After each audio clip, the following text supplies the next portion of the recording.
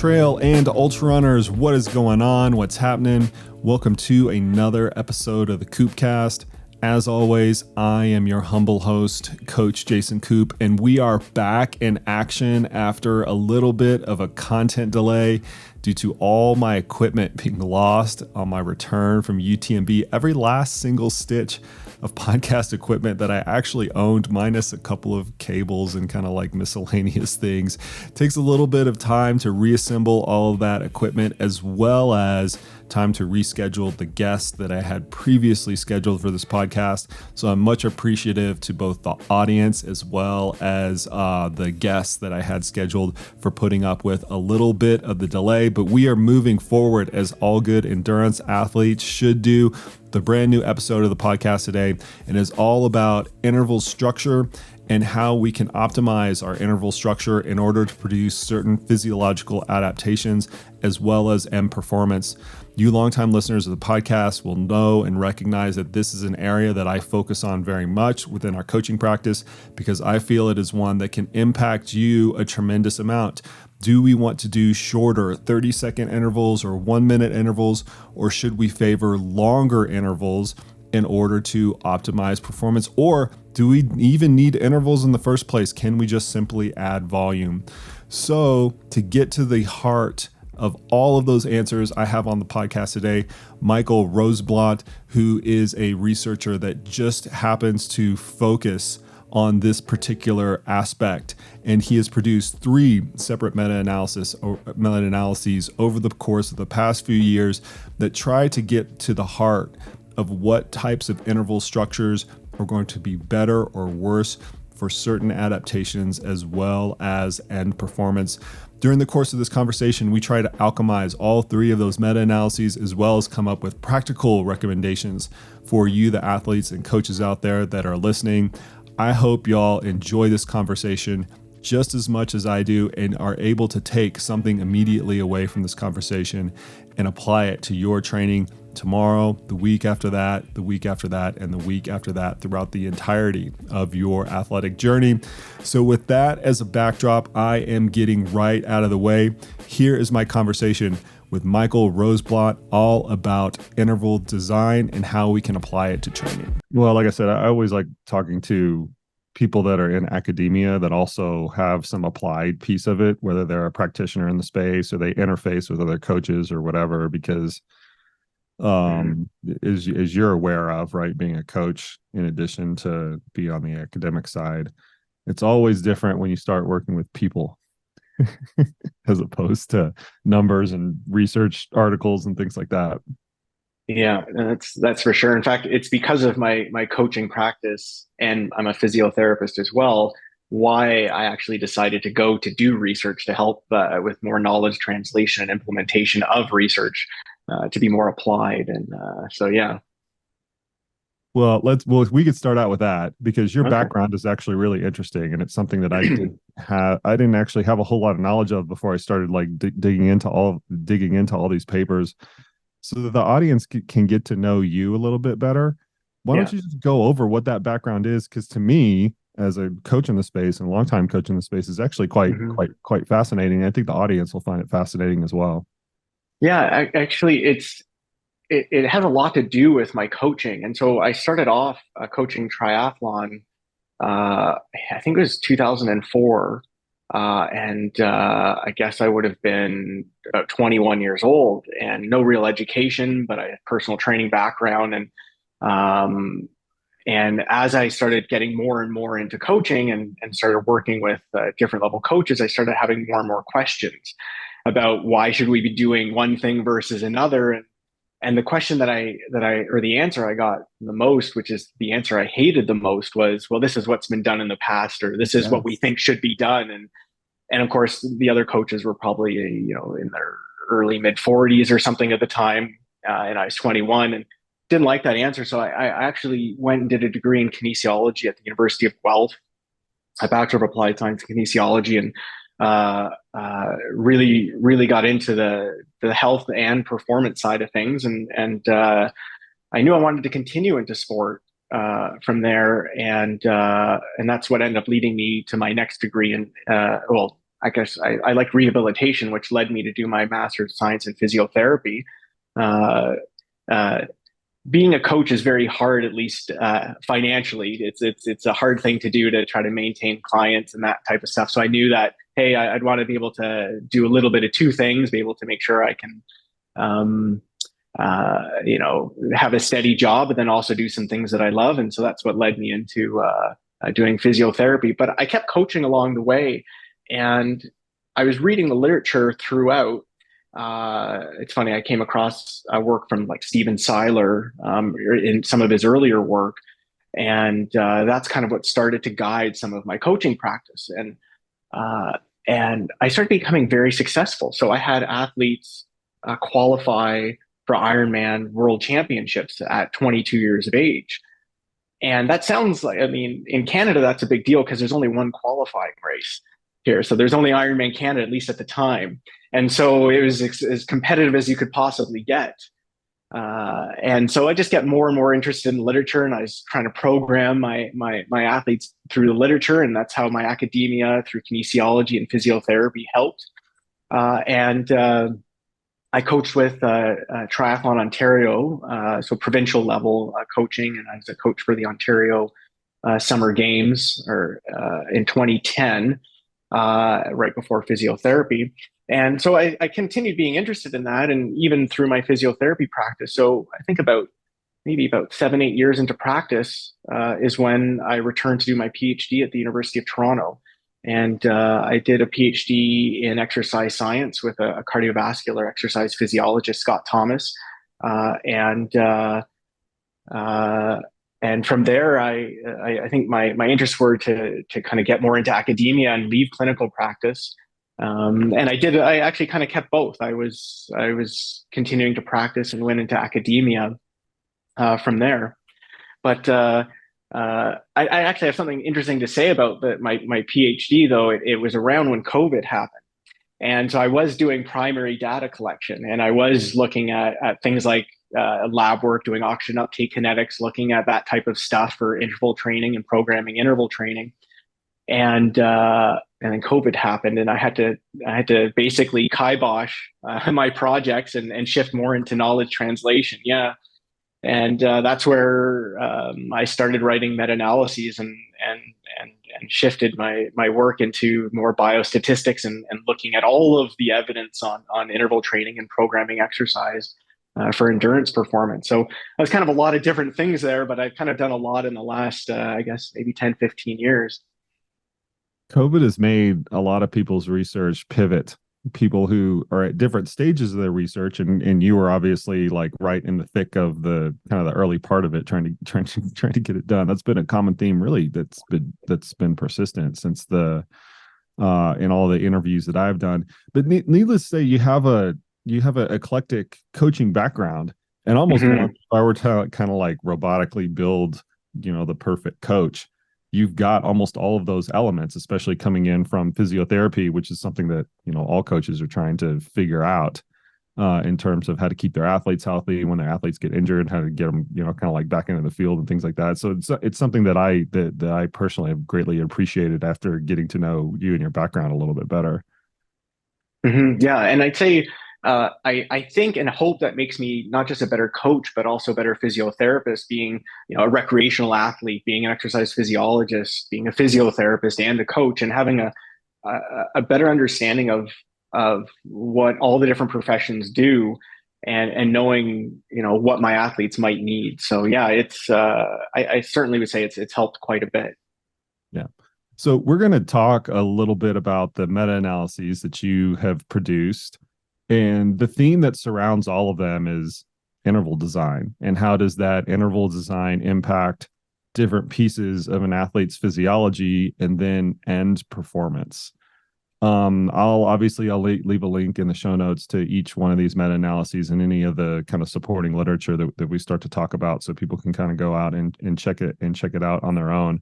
But one of like the pervasive themes within this sphere of research that you always see is they are typically, but not exclusively, done on cyclists. And we have a predominantly running and ultra running crowd of athletes and coaches. And before we dive into it too much, I want to kind of go over that caveat and then why that is important from you, the researcher, right? You just mentioned you were collecting a lot of your, a lot of your data before you started doing the meta-analyses. Why that is important from a research perspective, and then the second prong of that is are there any caveats to take away from that into the running world, right? Do we need to look at cycling research, and specifically cycling research on interval design and kind of the impact that it has on physiology and performance? Do we need to look at that through a little bit of a different lens, since the coaches that are listening to this and the athletes are listening to this might be applying it to, or probably are applying it to, a different sport group? Yeah, and I think it's a great question to think about, the mode of exercise that the research is done in.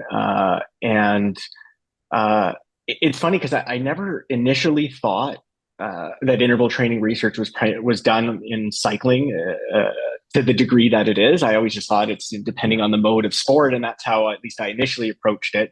And then, of course, when I got into doing my PhD, and it's why did I design my studies with cycling as opposed to running or rowing or whatnot, and there's a few different perspectives that I take from that. And the first thing would be, as you mentioned, study design and the research side of things. And the first hurdle to overcome is the research ethics board. And the interesting thing is, as soon as you add exercise as an intervention, there's this fear that, if I'm going to get somebody walking, would somebody have a heart attack right from doing that? And so what's the safest way that we can, implement some sort of interval training program? And so one of the things that people think, okay, well, if we get them on the bike, okay, at least if they fall, well, on a treadmill, which could be theoretical, which doesn't really happen very much. But it does happen. We've had it happen in our lab. Yeah, actually, it certainly, that's funny though, because when I bring in runners to do running gait assessments in my physio practice, I always say, have you run on a treadmill before? Because you could be an incredible runner, but have never been on a treadmill. So I always check that first. But I'd say, safety things first in terms of making sure we can get through the research ethics board. But then also injury rates is always a little bit higher in runners than in cyclists. And so if we don't want to have a large number of dropouts, though that still happens if you've seen some of my other work in cycling, that dropouts will happen either way. We try to get people on the bike, but looking from a physiology perspective and a coach perspective, there's certainly some benefits or certainly some direct translation to running. So in terms of improving fitness, there's some studies that show that you can have someone do interval training either on cycling or running for runners, and you'll still see an improvement in VO2 max. There's no direct studies that I've seen that compare the difference and say is one better than the other, but we will see an improvement in fitness. But there's certainly some limitations with doing interval training in cycling for runners, is that specificity of the sport, and specifically around efficiency and tendon loading and eccentric loading. And so in one of my studies, we found that in untrained or even active individuals, there's a significantly greater improvement in racing performance for running compared to trained runners. And we speculated that it's likely due to just them learning how to run. So let's say you see a 5% improvement in performance, maybe about 50% of that has to do with just them learning how to run and getting the mechanics of running over time. And so while we might see some fitness improvements, I still think, interval training for runners should primarily be done via running. Yeah. Is there anything we can say about the interval structure itself? Because that's what we're going to predominantly be talking about throughout the course of this conversation, that may or may not translate from cycling to running. So you have a cyclist, we see this protocol, it's X by X minutes with X minute with Y minutes recovery. We see that there's some sort of improvement in performance or some sort of physiological parameter.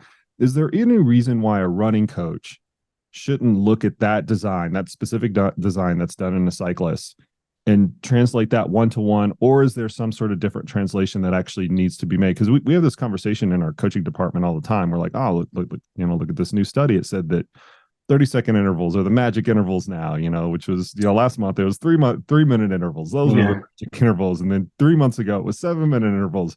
But once again, whatever the magic interval du jour is, they're typically done in cyclists, and running coaches kind of across the world will look at those studies and put their own translation on it, right? Okay, we need to take it one for one. We need to shorten it. We need to manipulate the recovery interval, or manipulate the work to rest interval ratio for some reason that they have internalized.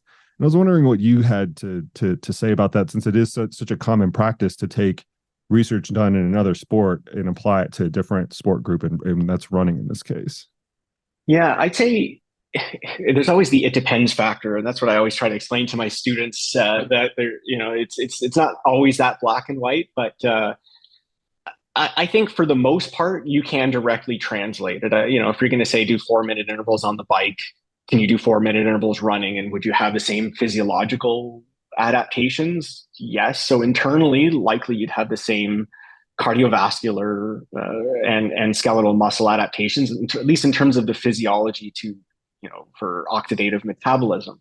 But in terms of what you might be doing to the tendon and the physical load to the muscles, yeah, it would be different. And so let's say you've never done interval training before, it might be easier on the body to do it on the bike as opposed to running, at least in terms of preventing injury and then possibly for recovery. But in terms of the metabolic load, let's say, probably a one-to-one translation would probably have a similar translation. Yeah. Okay. I appreciate your perspective on that, because like I said, it's been batted around a lot, and I've definitely seen people, like I said, put their own kind of spin on it, and I've always been curious to see what other people think about it. So now that we've got the caveats out of the way, right, we're taking research that's predominantly done in cycling, and we're kind of like moving over to running. Let's go for the jugular. You played into this classic ultramarathon cliche. We're going to try to bite off probably more than we can chew. So the background on that, and why I'm laughing, is I originally researched Mike, and I wanted to talk about one meta-analysis that he just more recently produced, to which he played into the cliche and sent me 2 others that he did as well, that are all kind of in the same sphere. And we're going to try to apply some broad brushstrokes across all 3 of those, because I actually think that it's relevant, and then dive into the nuance from that. So the 3 papers that I'm going to mention are going to be linked up in the show notes, and they all have to do with kind of the same theme. How does interval design affect physiological parameters, maximum oxygen uptake, peak power output, as well as performance? And I'm emphasizing the word performance intentionally, because we'll probably come back to that theme as this conversation goes on. But to start out with, are there any like broad themes that you can apply? We're going to do like a meta-analysis of the meta-analyses. Are there any broad themes that you can apply after like looking through all of these that are important to mention just right out of the gate, that are extremely practical, that almost any athlete can kind of take away from? So with respect to interval training themes, keep it simple, I'd say. I mean, we try to overcomplicate things. And if there's anything that the meta-analyses, the results from the meta-analyses show, is that there really is certain ways to stress the body. And it doesn't matter whether you're going to do, a 1 mile or 5 kilometer run versus a 40K run or an ultra distance race. It's, what is it that we're trying to do? And there are certain types of intervals that'll help to achieve those physiological adaptations. And I think that's one of the first things to think about. Some people say, well, I'm going short distance, so I'm going to do 1-minute intervals and maybe progress to 2-minute intervals. And then somebody might say, I'm doing this longer stuff, so I should be doing 8-minute intervals or whatever it is. But really the idea is it's not based on the distance. It's what's the physiological stress that you're trying to achieve. and what's the best interval to achieve that stress.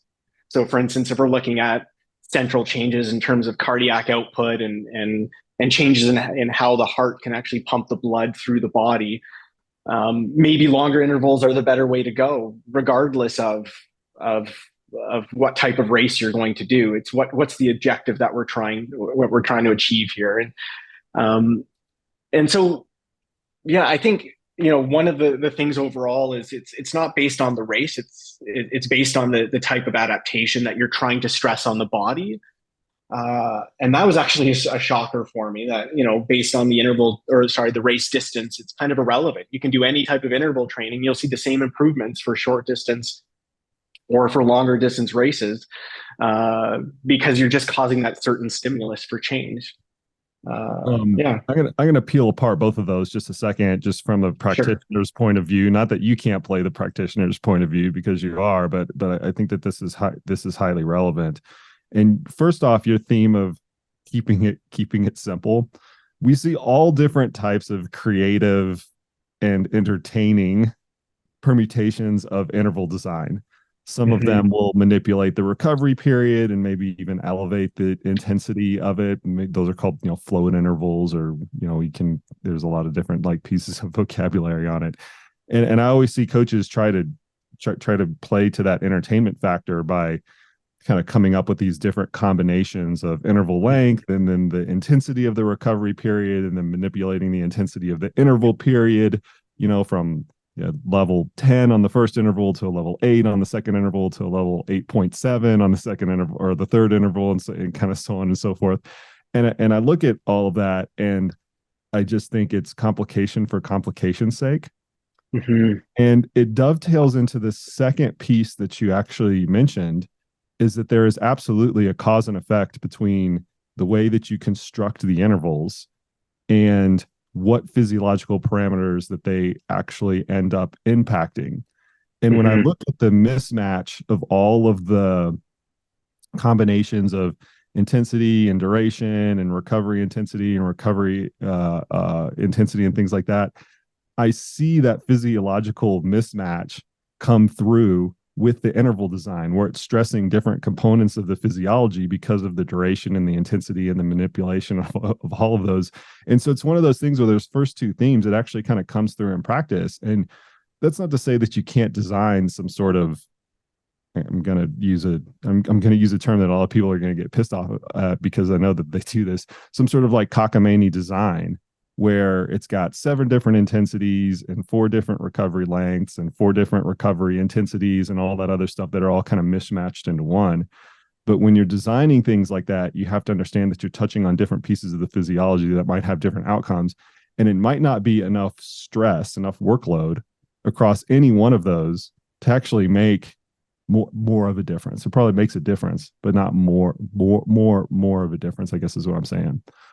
Yeah, actually, I think the idea is it's what's the optimal programming to create the best stimulus for change. And really, exercise is just a stimulus for change. And that's all we're really doing here. So if we think about it, there's two real types of interval training that people do. And one would be sprint interval training, and then the other would be high intensity interval training. And it has to do with the intensity domain in which people are exercising. And I've heard some of your podcasts, and so some of the I think we're on the same page here in terms of how we would distribute exercise intensity. There's so many different ways to do that. I use the 4 domain model.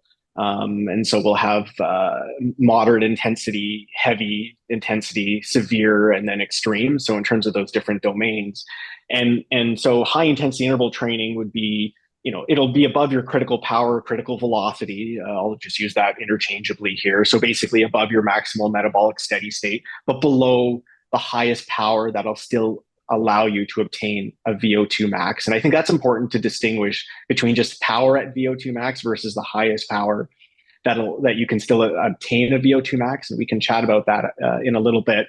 But then after that, that's above that intensity in the extreme domain is where you would perform sprint interval training. And what, so what would be if we were to look at those two different types of intervals, why would we do one versus the other? And so if we start with high intensity interval training and we're in that severe intensity domain, again, between your critical velocity and your VO2 power or speed at your VO2 max, intensity doesn't matter. You can exercise at the bottom end or the high end in those domains, and you'll see the same improvement. When I say intensity doesn't matter for racing performance, it certainly does matter to change your VO2 max or VO2 peak. Intensity is related to that effort or to that adaptation, but it doesn't matter once you're in that domain. And some of my findings from looking at all the studies on interval training on time trial performance, and time trial performance, I'd argue, at least in a lab, is probably the best way to measure performance for endurance athletes. It doesn't matter, but interval work bout duration does matter. And so we say, well, then how can I maximize my stimulus by increasing that interval work bout duration? And so what got me thinking about this first, and what my research was originally going to be looking at was before COVID, was looking at oxygen uptake kinetics. How long does it take to reach your peak oxygen levels? How long can you maintain that for? And at what intensities within that severe domain can you maintain that? And the literature, from looking at all the evidence, and the evidence only shows up to about 5.5-minute intervals, that the longer the interval work bout duration, the better improvement we'll see in racing performance. And so we might say, well, why doesn't 1-minute intervals work or 2-minute intervals work? And if we go into this idea of saying, well, it matters that you're at peak oxygen levels, and weirdly enough, there's no evidence to show that that's the case. We just kind of use that as a measure. It takes about 2 minutes approximately to get to peak oxygen levels. So if you're only doing 2-minute bouts, does that mean you've just reached that point now where you're at peak oxygen levels? If you're doing 10-minute interval bouts, is it going to take you 5 minutes to reach peak oxygen levels before you actually do? So are you only actually exercising at optimal levels for about 5 minutes? And so I don't know. I mean, there aren't studies that look at that right now. And unfortunately, that was my pre-COVID research. So then you say, well, what would be the optimal level that'll allow you to get the most bang for your buck at high levels of oxygen? And that's probably between 5 and 7 minutes, somewhere in that range, maybe 5 or 6 minutes. And so, we'd say, well, we're going to manipulate these intervals, but why would we do less than that 5 or 6 minutes? Why would we do more if we're not actually going to obtain the response that we want? And I don't just mean the acute metabolic or physiological response. I'm talking about the adaptive response, because there is a disconnect actually between the acute responses and the physiological adaptations. And so while I might seem like I'm overcomplicating it, in the simplest form, it's, you should be doing intervals that are probably around 5-6 minutes if you're going to do severe intensity exercise at any intensity that you'd like, as long as you're within that severe domain. Though I don't know about yourself, but I'm certainly someone who does running intervals as hard as I possibly can because I think it's fun. I'm one of those people, but you don't have to. I choose to do that. Okay, so let's back up a little bit, because I think we went like right for the jugular in terms of now everybody has the perfect interval length, which is 5 to 6 minutes. Everybody's going to go out tomorrow and do 5 to 6 minute intervals. I say that with caution, though. Yeah, all the coaches out there that are listening to this are going to go out and re-prescribe their intervals to 5 or 6 minute intervals, and we can cut the podcast right there. But let's back up a little bit, because I think one of the things we skipped over is this concept that any intensity within this specific intensity range, it kind of doesn't matter. I first off want to better define and maybe describe what that intensity range is. And we use different ways to describe intensities. We can use an RPE scale. We can use percentage of VO2 max, percentage of lactate threshold, lactate levels, and things like that. And maybe we can go through a few different iterations of what this severe domain actually is, and then dive into why does it not matter? Why does volume, and we see this a lot kind of come through the meta-analyses that you went through, and we also see this across a whole host of literature, as you're aware of, that volume, or time under load, I guess is a better way to put it, time under load tends to be the catalyst for, or the better catalyst for adaptation versus the specific intensity itself within any one specific bandwidth of intensity. let's go back to the first piece. So you mentioned severe domain. Let's put some Hmm. guardrails around that so people can kind of conceptualize what that means from an intensity perspective when they start to go out and kind of like execute these types of workouts. Yeah, that's a good that's a good place to go. And certainly I wouldn't suggest people going out and just doing 5 minute intervals off the bat. There's a lot to it, and so for those of you, there's a little bit more to it than that. But That won't be the yeah, social media snippet because everybody yeah, misinterpret it. So we'll pick something else. yeah. But I'd say so. The lower end of that domain is, it depends on how we're measuring it because there's so many different ways to assess it. But if you run 10K in about 35-40 minutes, that might be close to the bottom end.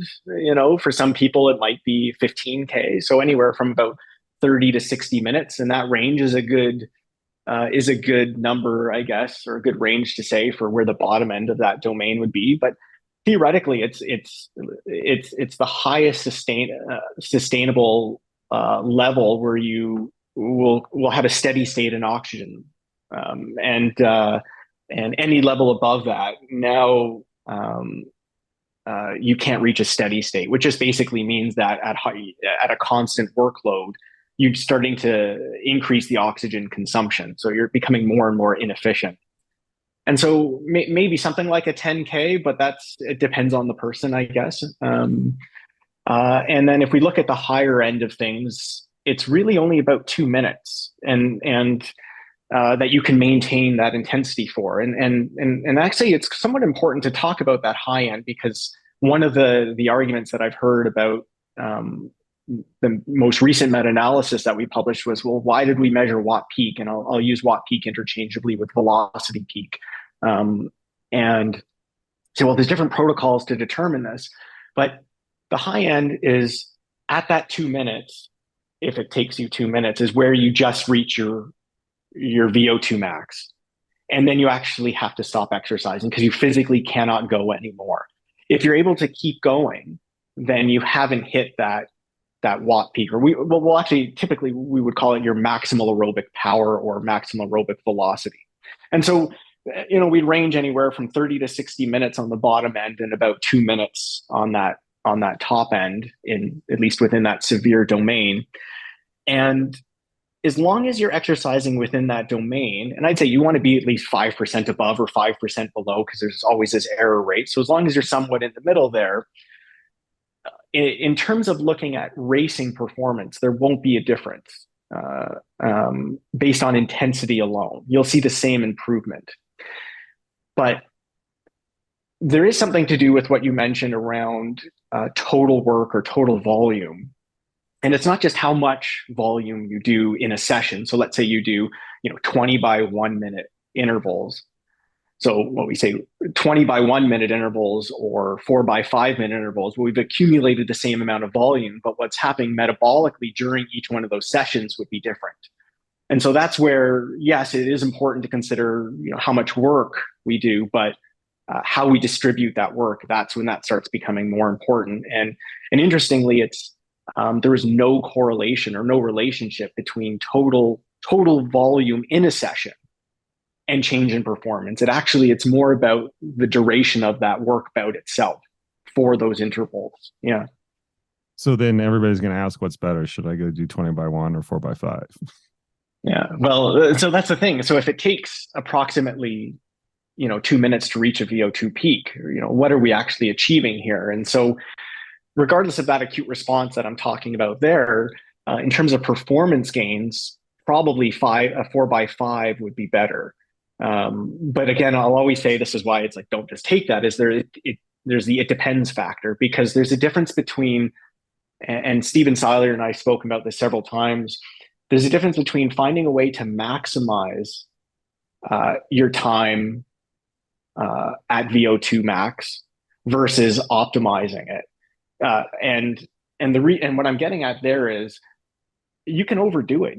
I need to achieve 30 minutes of time above, but do you really need that stimulus to cause the change? Like, how much stimulus do you actually need? And then are you going to get sick? Are you going to get hurt?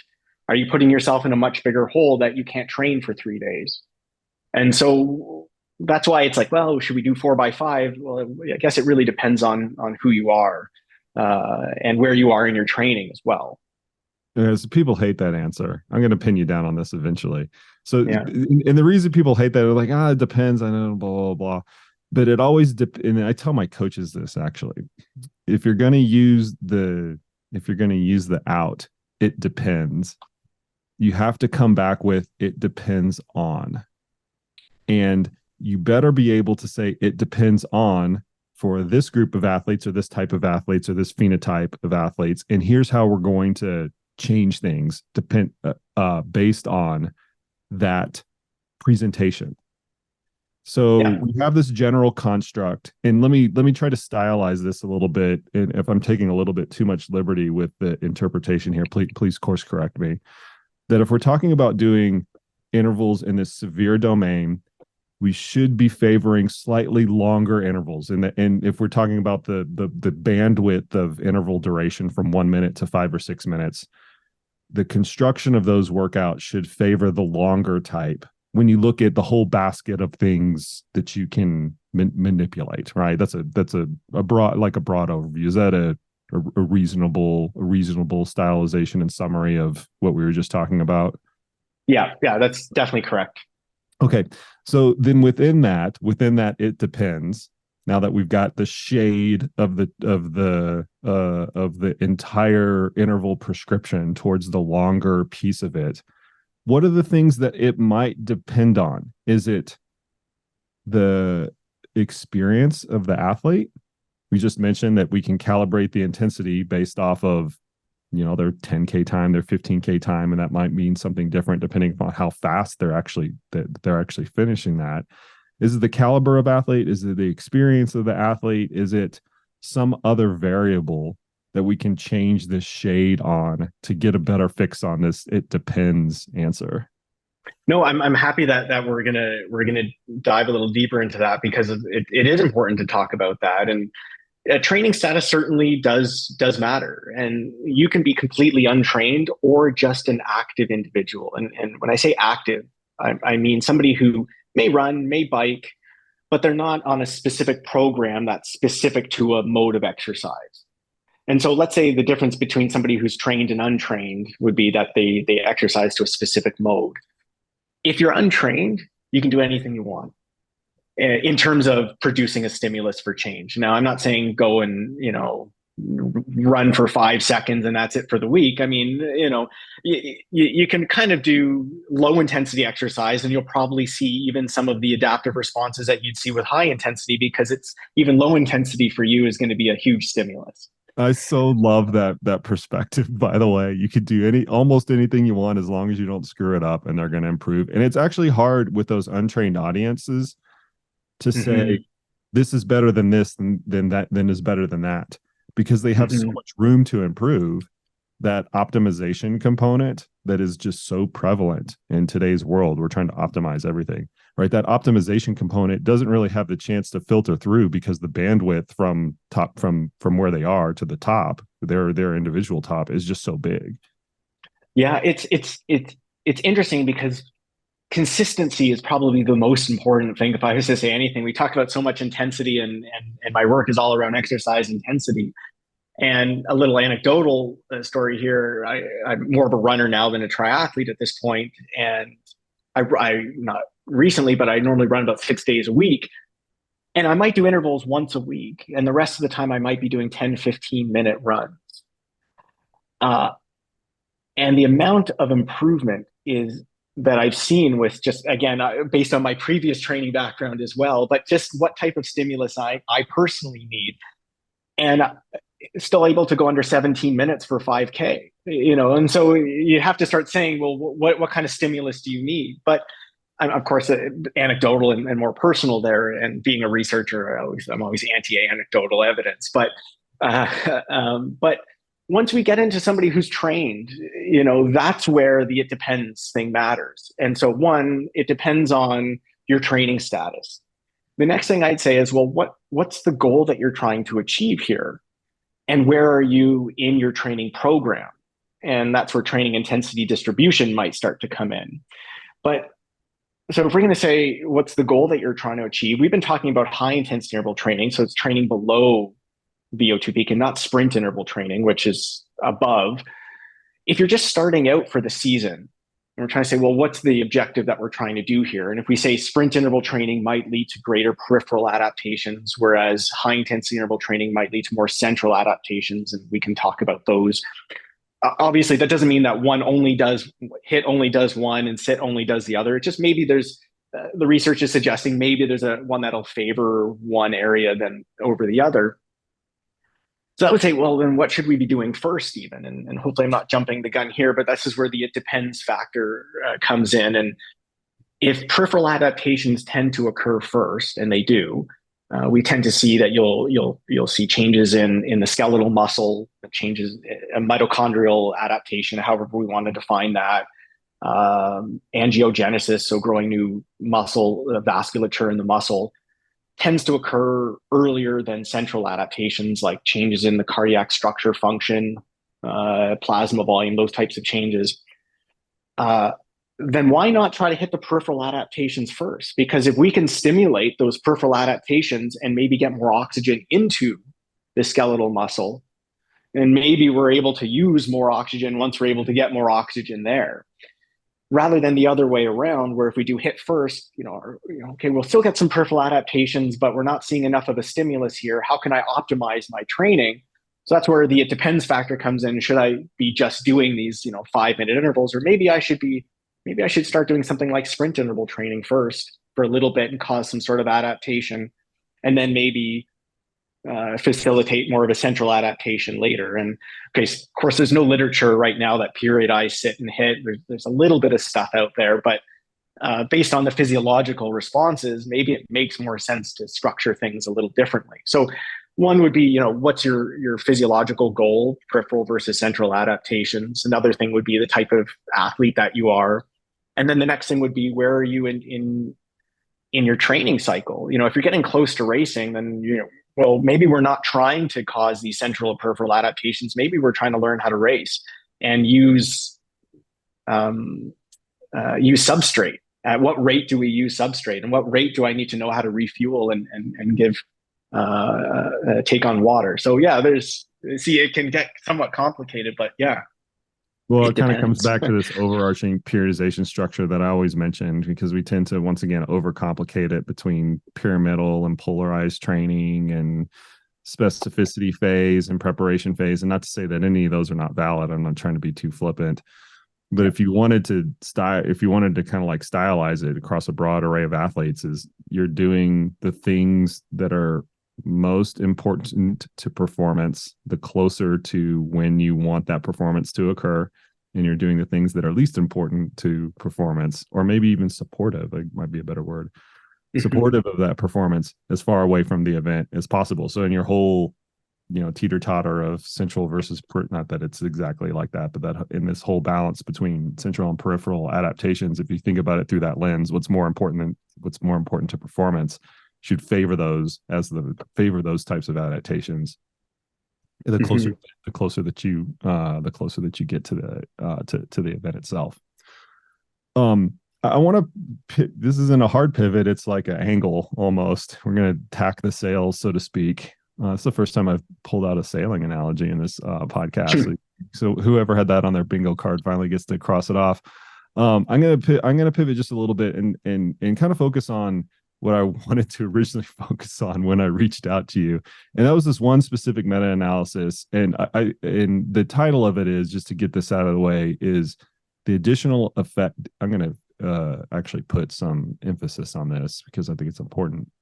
The additional effect of training above the maximal metabolic steady state on VO2 peak, W peak, time trial performance, and endurance trained athletes.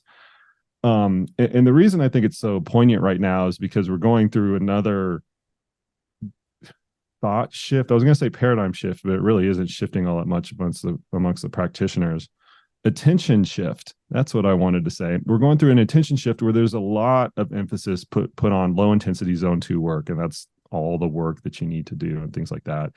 This meta-analysis kind of looks at how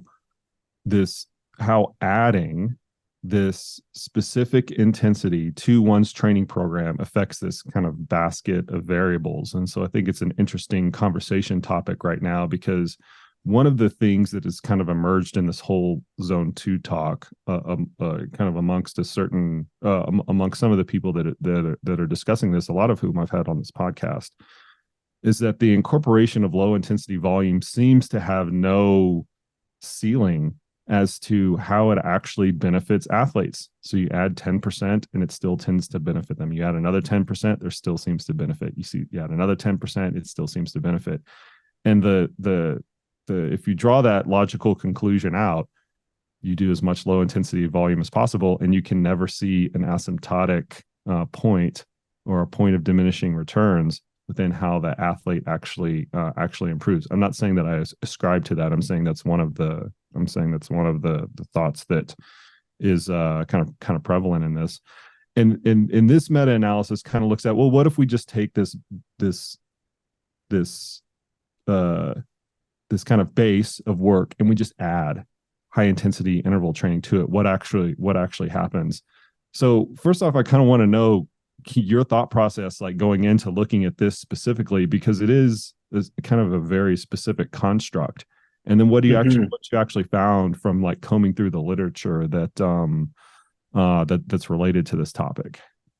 Yeah, so it's interesting because there's a lot of literature on there that out there that looks at the difference between, moderate intensity or low intensity versus high intensity training. And typically that would be in untrained or just active individuals or sedentary individuals. But in trained individuals, while you might want to investigate that, you'll never be able to get an athlete or a trained to say, okay, I'm just going to do 2 sessions a week for 20 minutes. Like, it's just not going to happen. Though, I mean, it's not going to happen. And so it's not feasible, at least from a recruitment side of things, but then also in terms of what we need to do to improve performance. There's always going to be this combination of multiple intensities, low, medium, high, etc. And so initially, I wanted to quantify the effect. I wanted to say, well, what kind of improvement would we see? And everybody studies VO2 peak. I'm one of the first people to meta-analyze.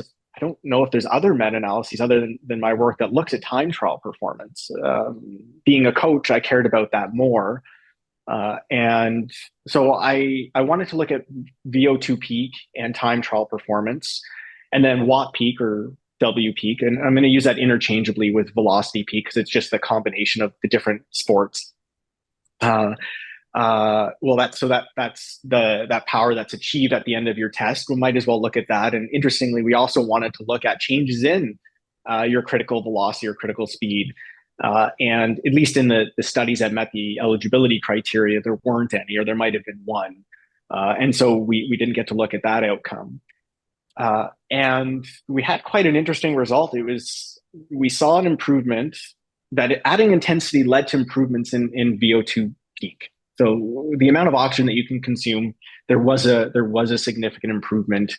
It was probably between 3 and 6% overall, so about 2.5 milliliters per kilogram per minute. Training status. When I say training status in this case, they're all trained individuals, meaning that they were all doing a structured training program ahead of time, but some were recreationally trained and others were competitively trained. We'd see the same improvement regardless, and so that's interesting to see.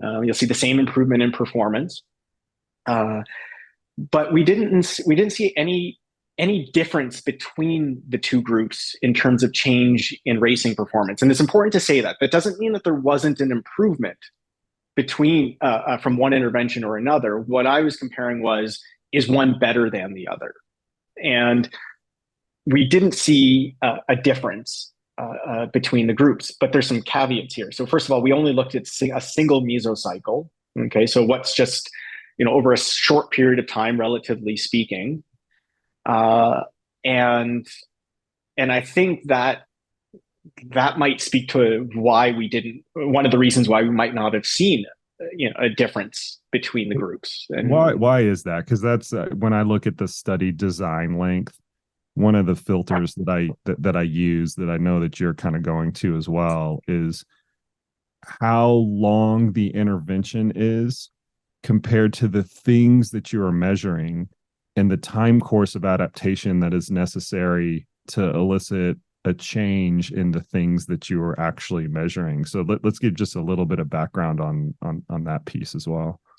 Yeah, so the studies range from, I think, 2 to 12 weeks in duration.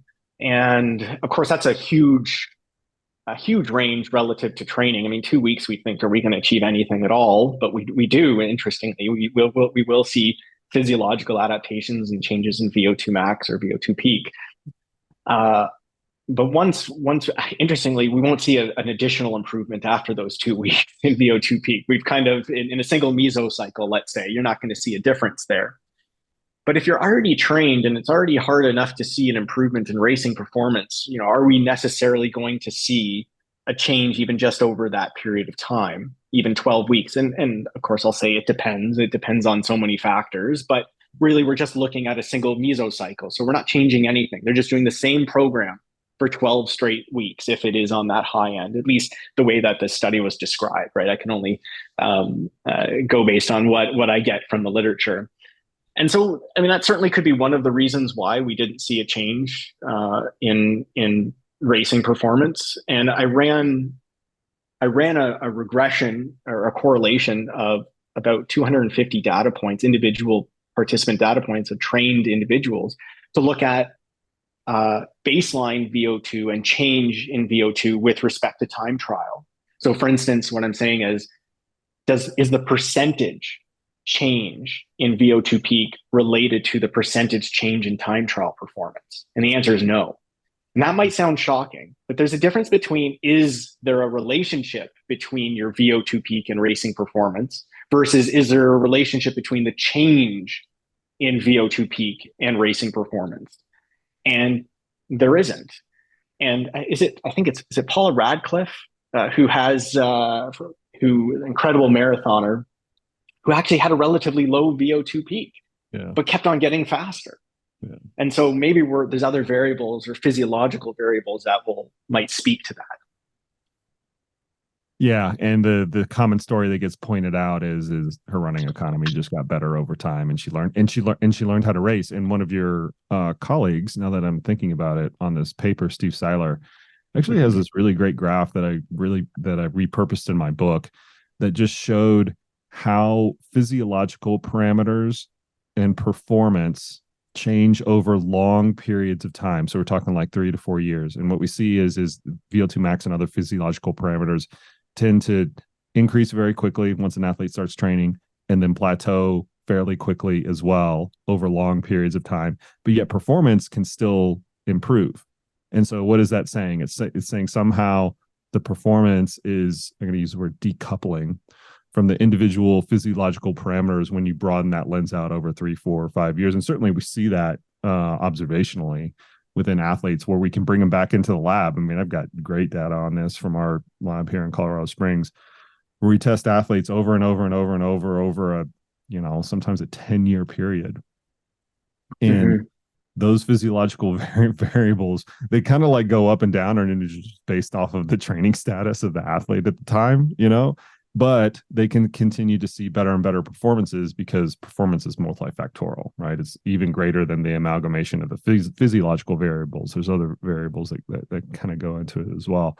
I would encourage the listeners out there, before we change topics, I would encourage the listeners out there to go specifically to figure 3 in this paper, the forest plot that you put together. Even if you're not that familiar with forest plots, you can take a 2-minute Wikipedia orientation and kind of get to the summary of what Michael was just originally talking about in terms of how these variables either do or don't move when we look at adding high intensity work to a training program, because it's very beautifully illustrated. And I just have to give you kind of kudos on that. It was something that I think that athletes can understand, even if you're not used to like looking at research.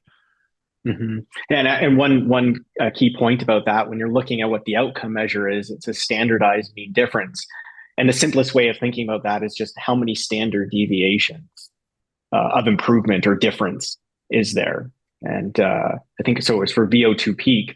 It was 0.44, so about a half a standard deviation difference. And so that's how when there was outliers, I knew when one study showed a 2.5 standard deviation greater difference, something's a little off here. So yeah, that'd be amazing to see you're that. always gonna find that when you look at a basket of studies. So I would encourage the athletes. I'd tune them to this right here because it kind of has the whole array of study and interval design construction everywhere from 30 second intervals to 8-minute intervals was kind of the longest one that I saw that was included in this group. Is that correct? Yeah. Yeah. So it has the whole range, and I think it kind of illustrates it really well. So we've kind of been batting around the kind of the conclusion of it, not to trivialize your work, but what's the nickel version? Like, what are the athletes going to kind of like take home with this in terms of, should we actually add some type of interval construction to our training program, and how is that additive to either the physiological variables and or the performance? So yeah, I'll try to keep this simple because I can certainly make it complex. But yeah, I think you should. I think you should definitely add high intensity interval training to your program. Of course, depending on where you are in your training, etc. Just because we didn't necessarily see an improvement in these results, right? A meta-analysis is only able to analyze the results based on the available data, so we need to take that into consideration. And so the first thing is yeah, you certainly should add high intensity training, maybe a couple times a week. The other thing that I think was very important to note was, at least methodologically speaking, regarding the work, was sample size issues are a huge problem. And that might lead to why we're not seeing significant differences between groups at times, depending on the studies that we're looking at. Interestingly, the power or the ability to detect a significant difference between groups in the different studies was only about 16%. You need you need 80% when designing a study to determine what sample size that you need. And there was only 16% average across studies. And so I think the sample sizes ranged anywhere from 5 up to 20 per group. Whereas you need 81 participants per group to determine that effect of almost a half a standard deviation for VO2 peak. And so really, really think about that when we're looking at the step dose study, which was, of course, and I refer to the step dose study because a lot of people out there are looking at one study in particular, or they talk about this group, which was an incredible study at the time. But there's only about four people per group in that study. And so there certainly could be issues with sampling error, et cetera. Not that I'm going saying anything negative about the study. It was a great study. It's just how we interpret the results, I think, is just where we need to be cautious. The stepto study, for the audience that's not familiar with it, what is a study that compared kind of 5 different formats, right? 12 by 30, 12 by 60, 2 by 12 by 2, 8 by 4, and 4 by 8. And what you're mentioning is that when you try to come up with all these different permutations, you gradually whittle your audience down to very, very few, and it's hard to come up with statistical significance whenever that's the case, or it's hard to interpret the significance when that's the case. Yeah, you have a quite a wide standard error there, so we're not really able to narrow things down. But the study was done in 1999, which were published in 99, so it would have been a few years before. One of the first studies out there of its kind, so it's an incredible study. Yeah, I remember looking at that when I actually first started coaching and thinking that I was a genius because I could derive something from that. And then as things come out, you realize, oh, wait a minute, there's like a bigger picture to this. Okay. So now that we've got this, I kind of want to take this to like level 202. And we're kind of like both coaches here. And one of the things that we're constantly trying to turn the dial up on with the athletes that we work with across the entire lifespan that we work with them is this concept of progressive overload. And we go kind of all the way back to fundamental, coaching 101 in any sport, whether it's strength training, aerobic training, whatever. You have to apply a greater and greater stimulus to achieve more and more progress. Within the concept of this high intensity interval training, some of the things that we mentioned is as long as you get in the right zone, kind of the interval length matters the most, right? The precision of the intensity doesn't matter nearly as the duration of the actual interval. But when we're looking at athletes, and let's say we've worked with an athlete for 2 years and we've got a particular interval construction that we actually like, that we see adaptations for or whatever, how do we actually go about progressively overloading that athlete? Do we increase the intensity? Do we increase the time under load? Do we increase the interval length? Because a lot of athletes are going to think about that. They're like, I've done like, 5 by 5 minute intervals or 4 by 5 minute intervals for forever. Do I Mhm. need to manipulate that as I have 2, 3, 4 years of experience? So what can you say to that, just through like your coaching lens, more than anything else? If we have athletes that have gotten to this stage of progression, how do we make sure that they continue to progress after we have seen that initial bump? It's a very good question, and I'd say the progressive overload here wouldn't necessarily be around the structure of the interval session itself. It would be more around the structure of their whole program. And that could be how much stimulus can you handle in a week? So maybe somebody like me can handle 1.5 sessions a week right now of hard stuff. And also maybe I can only handle about 10 minutes. So maybe 2 bouts.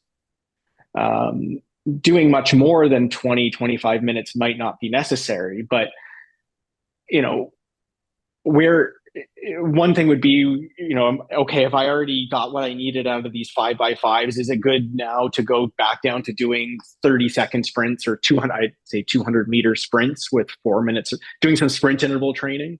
Is it time to cycle through that and constantly cycle that way? But another way that I'd suggest for progressive overload, which I think I was hinting at, is if 2 sessions a week you recover really quick, does that mean we're able to put in more work? So maybe they can handle 3 sessions per week. And I'm always nervous to say that because three is a lot. 3 is a lot. Uh, 3 is a lot. Maybe to prevent injury, that's where you might want to bring in cycling if you were to do that. But I'd say adding more time might be beneficial. We don't know. I think the literature is suggesting 20, 25 minutes, maybe around 25 minutes is the most amount of time.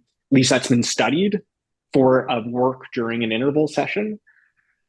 But maybe okay, we've stressed the body enough today, and I recovered within a day and a half. Maybe I can stress it again, possibly. But I'd be nervous to say to someone start doing 3 or 4 interval sessions a week without them, one, getting hurt, or two, going deep into the hole.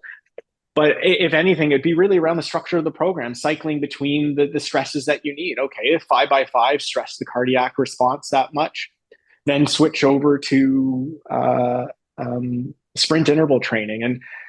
And there's a way, at least anecdotally, that I help athletes think about that. And there's a difference between, are your legs getting tired versus are you breathing crazy heavy?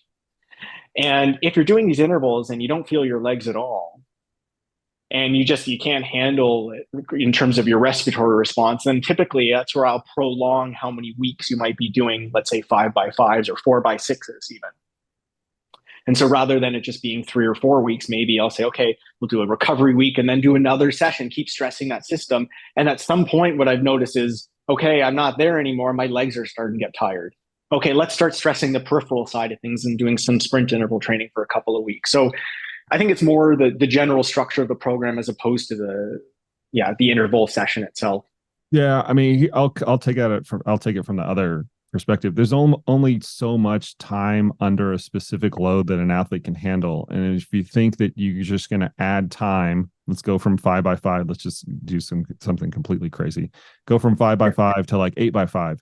You're moving the intensity domain too much, right? Because there's only so much load that they can handle under that. And if you're moving the intensity domain, then you're kind of changing the purpose, right? And maybe even the physiological outcomes to a certain extent of the workout itself. So when you're looking at what to progress, right, to achieve a different type of overload, to rephrase what you're saying, and I'm in agreement with this, you have to look at the weekly or maybe even the monthly or even the quarterly architecture of how you're doing that. And you can do it a lot of different ways. You can increase the density of the hard work, which is what you're describing, going from 2 workouts to 3 workouts per week. So that increases density, as well as increasing like the total amount of time when you aggregate it over the course of a week or a month. Looking at those types of manipulations versus just adding more, which that's the hammer that we always want to pull out, right? As endurance athletes, Yeah. is more volume, more time and intensity, more everything to try to overload things. Yeah, because that's exactly it, is what's the stimulus that you're looking for? And if Yeah. you're in that domain, you're producing that intensity domain. You're producing the stimulus that we're hoping to achieve.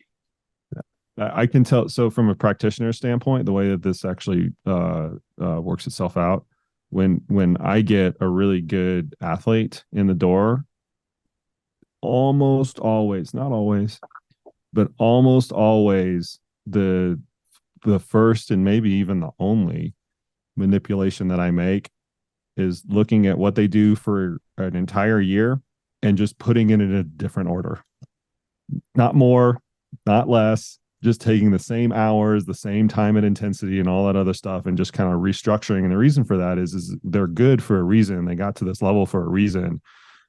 Adding more isn't necessarily going to make them, a better athlete. Just simply doing a different kind of clustering or combination or structure of the same is typically the first off, it's the less risky fruit to pick off of the tree, because when you talk about managing injuries, particularly in a running context, we always have to keep total training availability kind of in the back of the mind. But I find that that's the easier thing to do to get additional adaptation, particularly with a good athlete, as opposed to just hammering on 10% more volume. Not in all cases. Sometimes I get some easy low hanging fruit and it's like, let's just add 10% volume and then we can kind of get that. But in a lot of, especially elite athlete cases, the first thing I'm doing, or the primary thing that I'm doing, is a training reorganization versus just adding stuff. Yeah, I'd say that's certainly something that I look at too, because a lot of times they're tired. And so it's just, well, how are you structured? Can we make it so you've exercised, we've created the stimulus, you need to recover a little. So let's just shift the stuff that you're doing so you get a little more recovery time. Okay. We're going to wrap this up a little bit. Before I do, is there anything else you want to add before everybody goes out and changes their entire programming to 5 to 6 minute intervals twice per week, which is kind of the thing that we highlighted? But I want to make sure that we bring some kind of balance and in professional context to it, since both of you and I are coaches. Is there anything that you want to add to the dialogue before we leave the listeners with the outro and the show notes?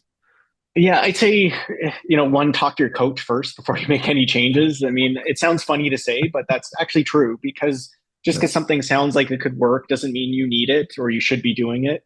I think maybe that's a physiotherapist in me saying, okay, I can't just give you an exercise and say, oh, it'll be okay. I got to cover my butt here. But I'd say think about what your goals are. Make sure you find out where your limitations are and try to address those. And if that means that intervals can help you do that, then yes, it could be worth bringing them in. But above all else, I'd say consistency. Even if you're just getting in a little bit of exercise every day and then doing a few things to make some changes, that's probably the most important thing, that consistency. Yeah. Always bring it back to the basics, right? Yeah. Perfect. As I mentioned earlier, I'm going to link up in the show notes specific links to these 3 papers. But if in addition, what I'll add is what we're going to go over right now. How can athletes get to know a little bit more about you and the work that you do, and perhaps even get in touch with you if they have questions about anything? Sure. I have a website. It's evidence-based-coaching.ca.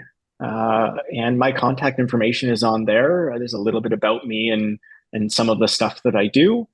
And so some of my literature, or at least access to my literature where you can find it, is posted there as well. And my email address is on there as well. So if you check out my website, it's there. And yeah.